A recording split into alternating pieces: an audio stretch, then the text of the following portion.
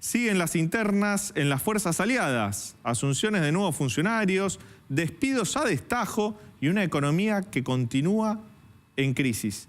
Para analizar estos difíciles momentos políticos, esta noche nos acompaña Carlos Fara, analista político. Carlos, buenas noches. Te saluda Leandro Dario. ¿Cómo estás?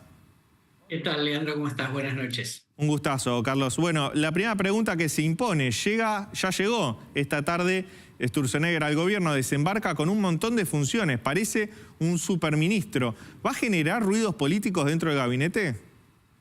Bueno, seguramente sí, ¿no? Primero porque los temas sobre los cuales tiene que incidir Sturzenegger son bastante amplios y eso seguramente va, vamos a decir así, dicho popularmente, pisar algunos callos dentro del gabinete que van a hacer algún ruido, sin duda, también un poco con la personalidad del propio Sturzenegger, que viene con una épica transformadora importante, y por el otro lado, por supuesto, porque, digamos, más allá de la eventual superposición de alguna función o algunos temas donde se toque, no tenga que coordinar con el ministro Caputo, hay que recordar que el ministro Caputo reemplazó como presidente del Banco Central a Sturzenegger cuando Macri lo despidió del cargo, de ese cargo en el año 2018 y ha quedado, digamos, como alguna suerte de rencilla personal.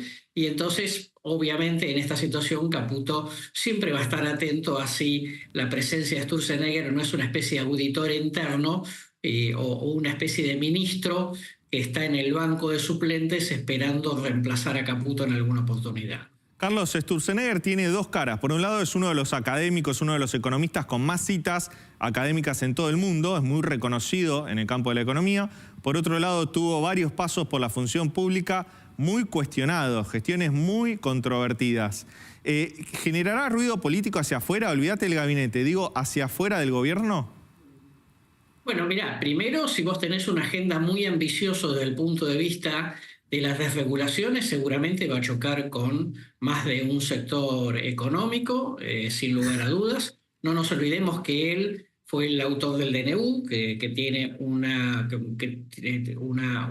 gama de temas muy amplio, y ha incidido obviamente en su momento en la ley Ómnibus, que finalmente fue rechazada en febrero. De manera que yo te diría...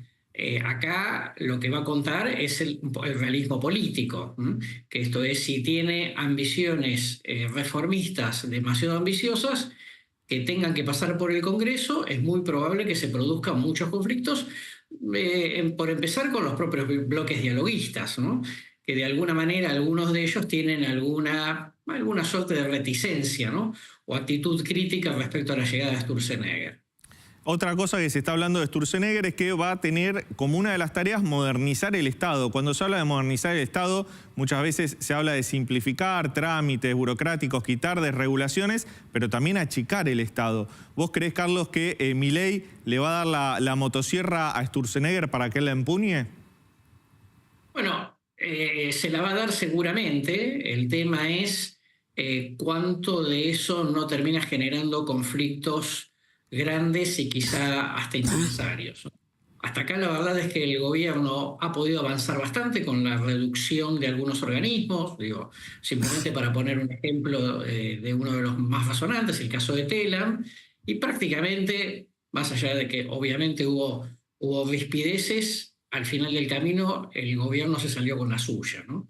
Entonces yo te diría que me parece que va a poder hacer algunos avances sin lugar a duda, pero claro, cuando vos hablas de desregular, hablas de tocar intereses de sectores empresariales y eso es más, yo te diría que inclusive es más complejo todavía que la reducción de algunos organismos del Estado. Otra de las cuestiones fundamentales para ver si puede impulsar las reformas este gobierno es su relación con el PRO, su alianza política con el PRO. Hoy salió Martín Yesa con un mensaje muy duro diciendo que sin el apoyo del PRO, Argentina estaría en problemas. ¿Qué le quiso decir Macri, porque Yesa está hablando por Macri, a Milei?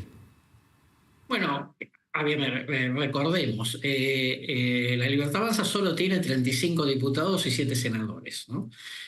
Con el apoyo del PRO en diputados llega a 75. Obviamente queda lejos, después hace falta el apoyo del radicalismo y el apoyo de Pichetto y los federales. Pero lo cierto es que que si el PRO, conducido por Macri, logra conducir, disciplinar la mayor parte de ese bloque de diputados, la verdad es que La Libertad Avanza tiene muy pocas posibilidades de poder avanzar en su programa de reformas de lo que deba pasar por el legislativo.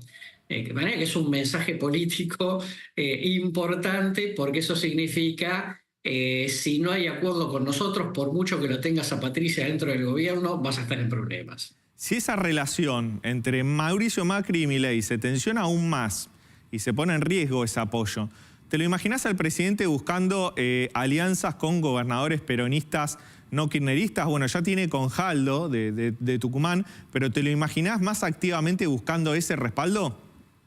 Mira, me parece que eso, digo, es el caso de Jaldo, el caso de Sáenz en Salta o el caso de Jalil en Catamarca. Me parece que queda lejos, ¿no? Para poder mostrar músculo. Yo creo que lo que el gobierno va a hacer, lo que me parece que va a hacer, si es que le va bastante bien o aceptablemente bien hacia el momento de la elección del año que viene, es llegar a acuerdos con los gobernadores del ex Juntos por el Cambio, ¿no? Porque la verdad es que esos gobernadores dicen, si a Milei le va bien y yo no me alío, va a poner una lista propia, esa lista es la lista de Milei, va a ser lista probablemente ganadora, el peronismo aún perdiendo puede salir segundo y la lista de los gobernadores puede salir tercera, que este es el comentario que en general hacen Cornejo, Frigerio, entre otros. Entonces me parece que el problema que tiene ahí Macri, por ejemplo, es que va a ser difícil disciplinar a los gobernadores propios a que no hagan una alianza con La Libertad Avanza, aunque más no sea por la propia supervivencia política de cada uno de ellos en sus respectivos distritos. A nadie le va a gustar perder y a nadie le va a gustar estar fuera de una fiesta si es que es una fiesta ganadora. Carlos, para cerrar, ¿te imaginás un 2025 de Mauricio Macri y Milei compitiendo, pero compitiendo abiertamente, tal vez con el expresidente en alguna lista?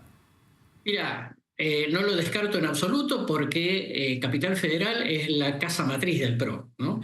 Y no pueden no ser la cabeza, ¿m? Y disciplinar al resto. Puede ser, digamos, que finalmente haya algún acuerdo, pero en el medio creo que va a haber mucha tensión y mucha tirantez. Creo que además Macri necesita un nuevo triunfo electoral propio, ¿no? Con nombre propio en la boleta, para mostrar de que efectivamente sigue siendo, además del presidente del partido, un personaje que sigue teniendo una cuota de buena relación con la opinión pública, y obviamente eso en la capital federal es el lugar que mejor le conviene, además teniendo en cuenta que La Libertad Avanza en la capital federal, tanto en el 21 como el 23, no hizo una gran elección. Muchas gracias, Carlos, por esta nota. Te mando un abrazo y que tengas buen fin de semana. Igualmente para vos. Hasta luego. Este domingo a las 20.